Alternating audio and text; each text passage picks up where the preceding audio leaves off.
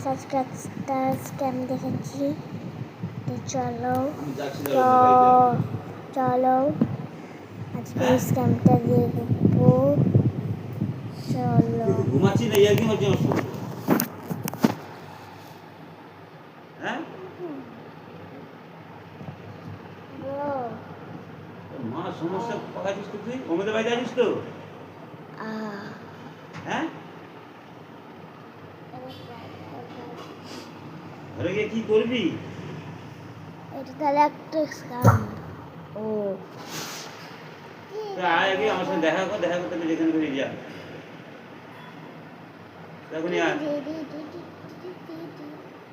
হ্যাঁ স্ক্যাম, সব কিছু স্ক্যাম,